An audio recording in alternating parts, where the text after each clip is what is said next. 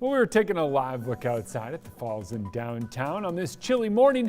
One thing the camera doesn't tell you is just how cold it is. We're at 15, but you factor in the wind, and it feels like we're near 0 degrees here in town. Well, this morning video is shedding new light on the Capitol Hill insurrection. They walked just feet away from where Capitol Police are holding an insurrectionist at gunpoint. Well, up ahead, we take a closer look at the video, plus what is expected today during President Trump's second impeachment trial. Insurrection are being investigated in Washington.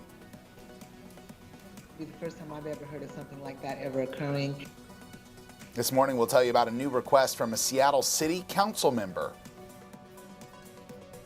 We'll also be telling you about local coronavirus headlines, including a new Facebook page where thousands of Washingtonians are helping each other get vaccinated.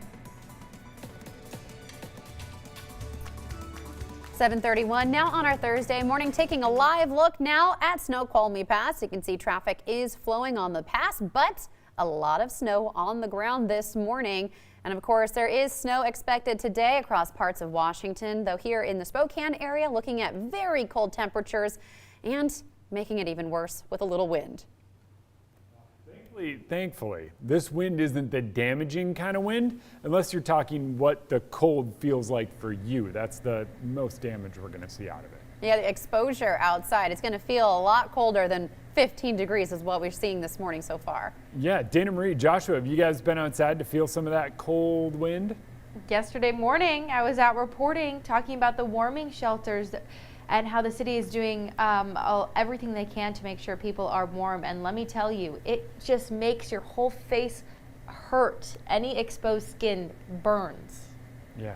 Absolutely. It's that kind of morning again this morning, and tomorrow is set to be even colder. So let's get you out the door and let you know what to expect because of all of this cold. Now, when we take a look at those temperatures, you're going, it's not that bad. We typically do this quite a few times in an average winter. We normally get down to these lows in the teens and even down into the single digits. A single digit low in Spokane typically happens about a dozen times a winter. We just haven't been this cold in almost 2 years. So it's something to kind of keep an eye on. We're at 1 degree for our feels like temperature in Spokane, -5 in Coeur d'Alene, -6 in Sandpoint, and how about 9 below in Omak.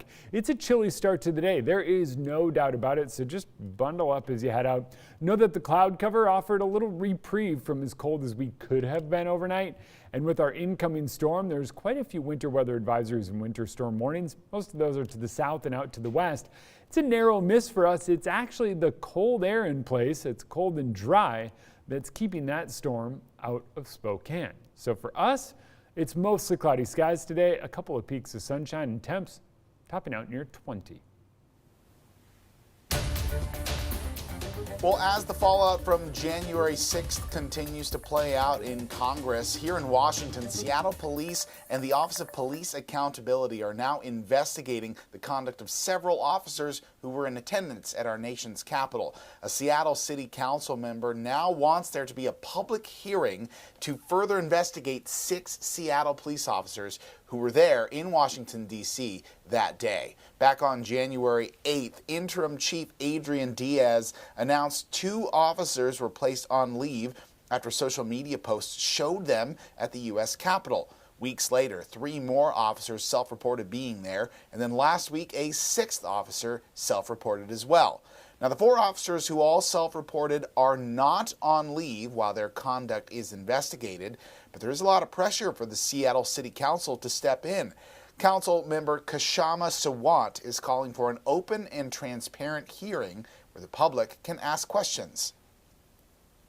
The request from Councilmember Sawant would be highly unprecedented, and it would be the first time I've ever heard of something like that ever occurring. So transparency is incredibly important, but the process is in place. It's been vetted and cleared through City Council and through the Office of Professional Accountability and through the Department of Justice, and so they need to let the process take its course. Now, we will continue to follow this story to see how the investigation plays out.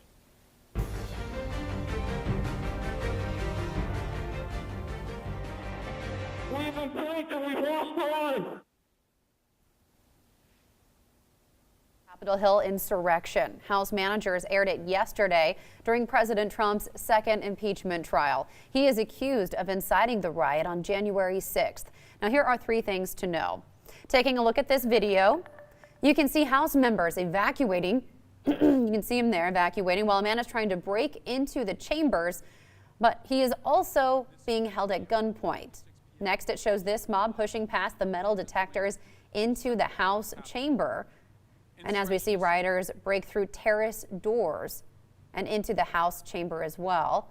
Impeachment managers say this video makes their case against President Trump. On January 6th, President Trump left everyone in this Capitol for dead. And so they came, draped in Trump's flag, and used our flag, the American flag, to batter and to bludgeon. They truly believed that they were doing this for him. Now, you may remember Officer Eugene Goodman in this video. This went viral that day. He led a group of rioters away from the House chambers. But in this new video out yesterday, he is shown leading Mitt Romney to safety. Nancy! Oh, Nancy! Nancy!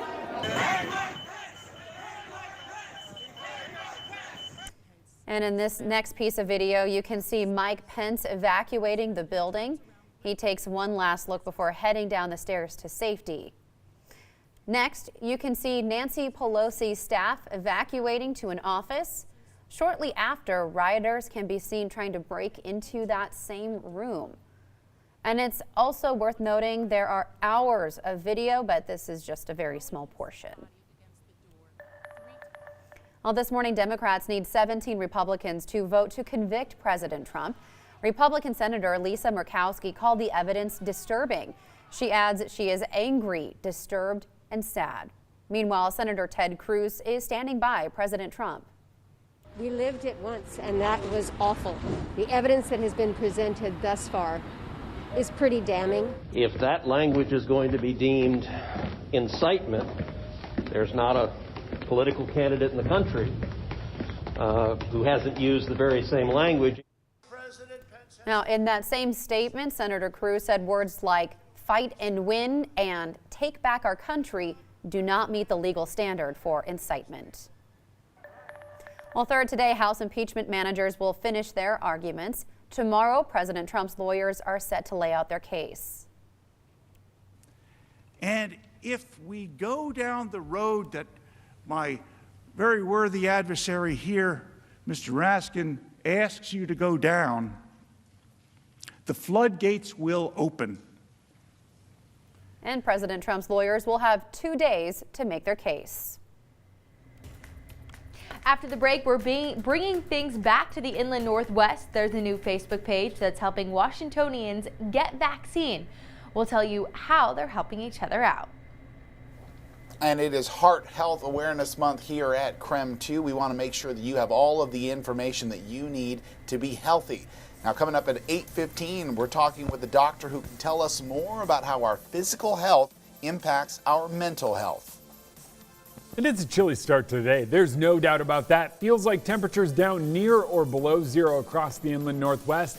And this isn't even our coldest morning. We'll walk you through it after the break.